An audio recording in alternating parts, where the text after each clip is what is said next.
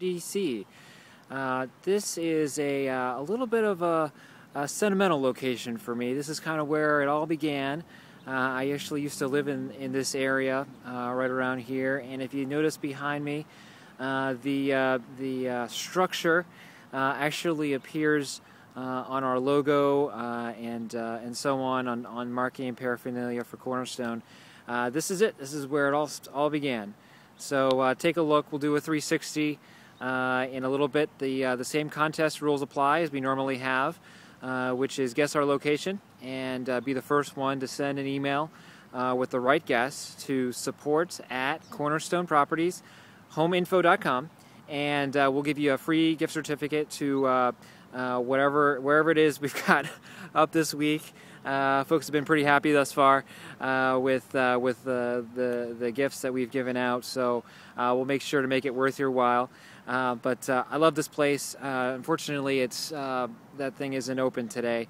Otherwise, I'd take you up, and it's a fantastic view if you can ever get over here and go up. It's very historic. You can read about the various things at the top, the various history of this area, and why the structure was built.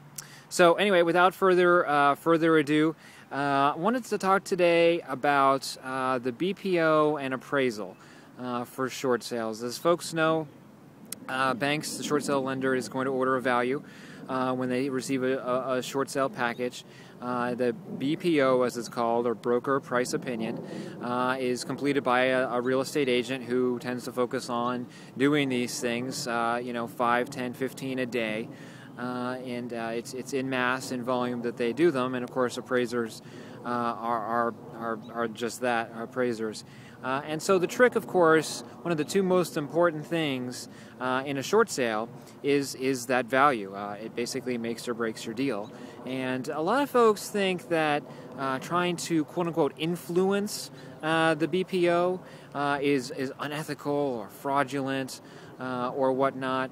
And I think with respect to just about anything else, there are lines that you can cross.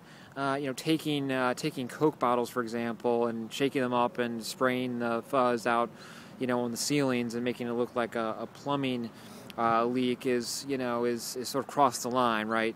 But doing things that help the agent accurately assess the real value of the property, including providing meaningful input, as to comps, as to listing history, as to the status of a condo and the amount of delinquency among unit owners for purposes of FHA financing. These are things that are relevant and that agents and appraisers don't necessarily know about.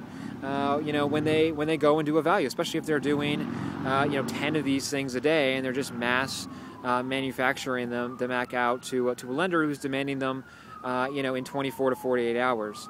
And as such, of course, they have incentives to do them very quickly. They're typically getting paid $30-50 a pop.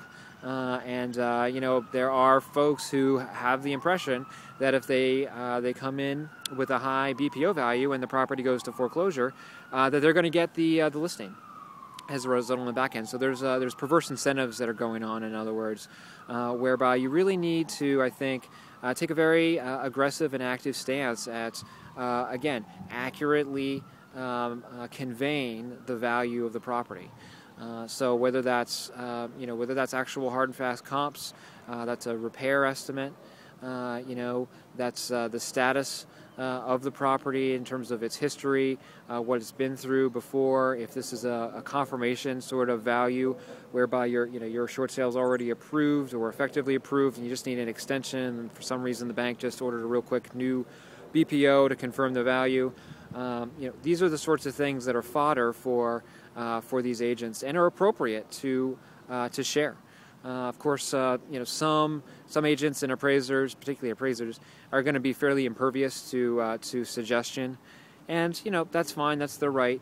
But at the same time, I'm going to give them a package right up front that says, "Hey, look, this is our contract. You don't have to come in a certain value. I'm just sharing this price with you. Here's some comps. Here's some reasons why we've had a hard time selling this property.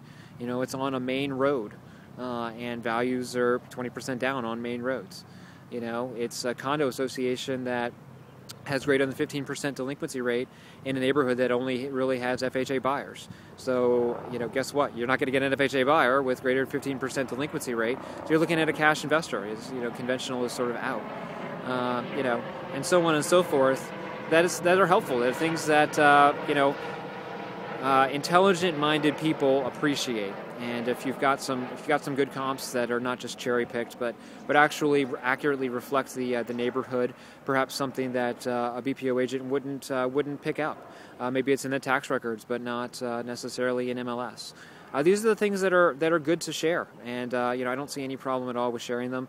And in fact, quite honestly, if you don't share them and you don't show up to a BPO meeting or appointment, you're really doing your client, the homeowner, a disservice, because in effect you're guaranteeing that the short sale will not go through. Because left to their own devices, BPO agents and appraisers will come in at artificially high numbers, or at least on the high range or high end of what is really perhaps market value, arguably market value. So it's good to share information. That's all that we advocate, and and to the extent that that's reflected in the value, because the agent understands and appreciates what it's like to market properties, then great. So okay, that's the tip for this week, and that's my take, at least on BPOs and appraisers. And I'm going to do a 360 here around the park, and really it's the building behind me that I'm looking for. In this area. So send your guesses to support@Cornerstone Properties, homeinfo.com. Don't forget to check out our blog, capitalshortsale.com, and our Facebook page as well. Look forward to seeing everyone next week. Talk to you later. Bye-bye.